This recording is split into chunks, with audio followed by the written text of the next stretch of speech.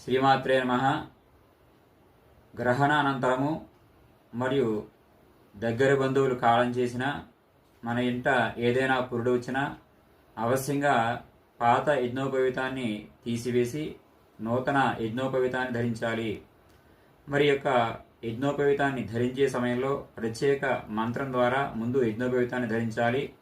ఆ తరువాత యథాశక్తిగా గాయత్రి మంత్రజపాన్ని ఆచరించి ఆ తరువాత పాత యజ్ఞోపవీతాన్ని తీసివేయాలి.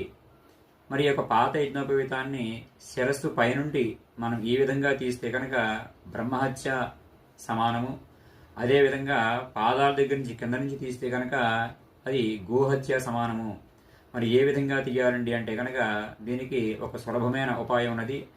ప్రధానంగా ఈ యొక్క నూతన యజ్ఞోపవీత ధారణ చేసిన అనంతరము ఈ పాత యజ్ఞోపవీతాన్ని మంత్రపూర్వకంగా అనగా ఇక్కడ ఆచరించడం చెప్పడం లేదు, కానీ ఈ మంత్రాన్ని జపించిన అనంతరం కూడా ఈ యొక్క యజ్ఞోపవీతాన్ని ఈ విధంగా పట్టుకుని మన యొక్క కుడివైపు ఈ యజ్ఞోపవీతాన్ని 3 సార్లు అనగా 1, 2,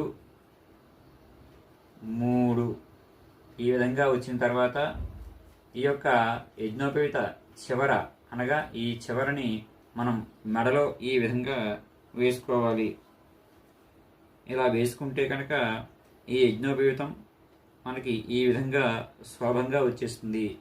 ఈ సమయంలో ఈ యజ్ఞోపవీతాన్ని కుడివైపు నుండి ఈ విధంగా తీసివేయాలి.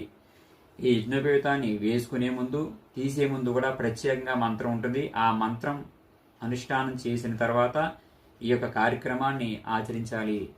భక్తిగా ఈ విధంగా ఆచరించడం ద్వారా మనకు ఎటువంటి దోషాలు కూడా ఉండవు. శ్రీమాత్రే నమః.